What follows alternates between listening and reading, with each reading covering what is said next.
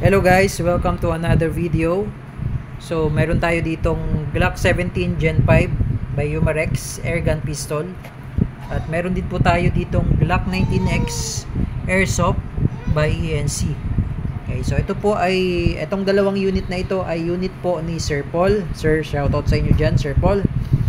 Okay, so sa Airsoft po, meron po siyang kasamang 0.23 grams 4,000 shots na Airsoft BBs. Okay. Airsoft BBs po, 6mm Airsoft BBs. Ayan po, plastic BBs. And yung kanyang propellant po na green gas, standard power pop dyno yung number 12. So yan po yung kasama sa Airsoft. Okay, sa airgun naman po, ito po yung fully licensed by Glock. Umarex brand po siya. So CO2 powered po. CO2 powered, ayan, nilagyan ko na po siya sir ng CO2. So paglalagay ng CO2 sir, flip nyo lang to. Yan, tapos meron yan allen dyan. Okay, luwagan nyo lang yung allen pag lalagyan ng CO2, then higpitan. So ito yung pang-pihit sir, panghigpit. Yan, but before nyo po lagyan ng CO2 sir, lagyan nyo siya ng oil, silicone oil. So may kasama siyang silicone oil. Okay, and then ito po, meron po siyang kasamang Umarex Engineering, German Engineering. Ito po yung sa maintenance.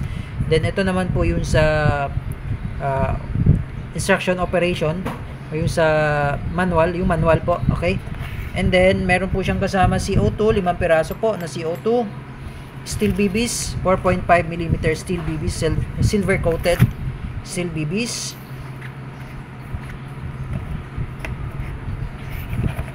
Okay, so fully licensed by Glock po siya, no?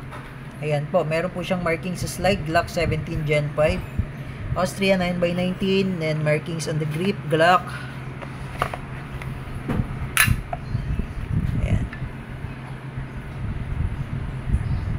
Ayan po yung kanyang serial number. Tapos ito naman po yung markings, laser engraved sa grip. Then sa 19X naman, ayan, ito po yung bala, Airsoft BBs. Ayan, plastic BBs. Ito po yung kasama sa box, owner's manual, ENC brand po yan. Then meron po siyang kasamang box strap. Okay, yan box strap. Box strap po dito po nilalagay sa may grip. Okay, yung sa Airsoft. Yung sa airgun naman po, walang kasama box strap. Okay. So, yan po. Glock 17 Gen 5 by Umarex. Then, Glock 19X Gen 5 also by ENC. Airsoft. Airsoft pistol, airgun pistol. Okay, so lagyan lang natin siya ng bala siguro. Okay. Okay, so ito pala, nalagyan na natin siya ng bala. Yan, 4.5mm po. Yung bala niya ay mas maliit po. Ihamak sa Airsoft. So, sa Airsoft naman, 6mm pero plastic BBs. Okay. So, ito po yung bala ng airgun. 4.5mm. Bala po ng airgun, 4.5mm. Steel BBs po. Hindi po yan nababasag. Bulitas po. And then, yung bala naman po ng Airsoft ay 6mm. 6mm plastic BBs. Okay, ito po yung magnet. Ayan po. Dumidikit po yung magnet sa bala, steel BBs. Okay. So, sa paglalagay po ng gas dito sa Airsoft po natin, pwede nyo rin pong lagyan to ng oil. Yung silicone oil po, pwede nyo pong lagyan yan. Yung mga bulb, ilalagyan po yan ng silicone. Okay, so paglalagay po, ito po pala, natatanggal po. No? So, inihigpitan din po yan, yung bulb na yan, pati yung screw. So pag maglalagay kayo ng gasket, hindi nyo natanggalin yan. Okay, lagyan lang natin siya ng gas. 3 to 5 seconds po. Okay.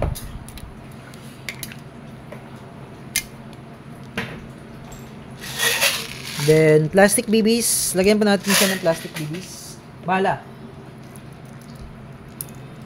Okay, dyan lang po ang paglalagay ng bala. O pwede po kayong gumamit ng BB loader. Kung mayroon pong BB loader, wala lang tayo available. And then, dito naman po, sa paglalagay naman ng bala, dito lang, papasok nyo lang siya dyan. Yan, pasok nyo lang siya dyan. Mahuhulog naman po yan. Pag tinataktak nyo po, ayan. Okay? So, testing po natin.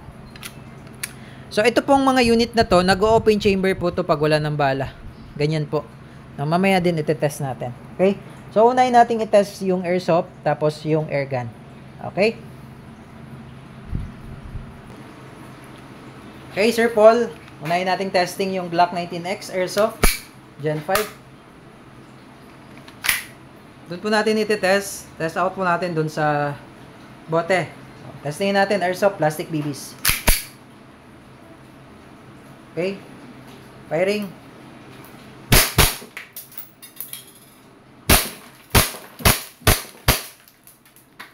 Okay. Plastic BBs po yun. Airsoft Glock 19X. Plastic BBs ang gamit natin. Yung tinira nating bote ay bote ng Sanmig. Yan. So, yan po yung airsoft. Nabasag niya. Nabasag niya ang bote ng Sanmig sa airsoft plastic BBs. Ilang putok yun? Hindi ko nabilang eh. 6 shots. Okay, ngayon sa airgun naman tayo. So sa airgun naman, ang bala ng airgun ay mas maliit sa airsoft. Kasi sa airsoft, plastic BB 6mm po. Ito po ay 4.5mm. Tingnan naman natin.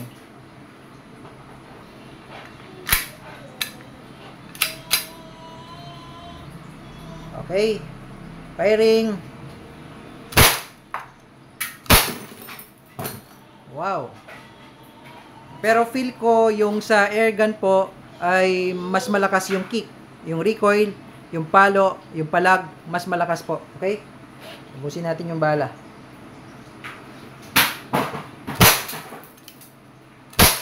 Wow. Grabe.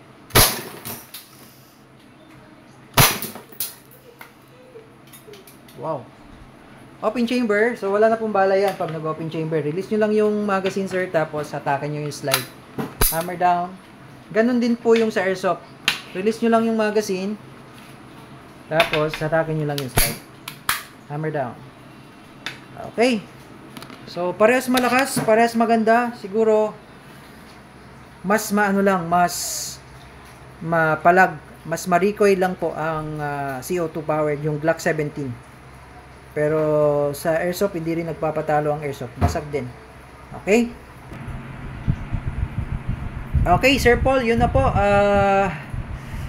Kitang-kita na maganda talaga. Glock 19X airsoft, Glock 17 Gen 5 airgun, pistol by Umarex. Okay, fully licensed by Umarex. Yung ENC po natin, China brand po ang ENC po. Si Umarex po ay made in Germany.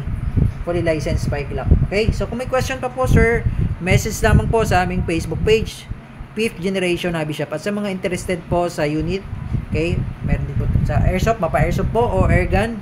Kung interested po kayo sa airgun o airsoft, mag-message lamang po sa aming Facebook page, 5th Generation Hobby Shop, or kontakin nyo po kami sa aming mga contact numbers. Okay? Nakapost po yun sa mga comment section namin sa aming mga YouTube videos. Okay, so yun lamang po, Sir Paul. Thank you, sir, and have a nice day po.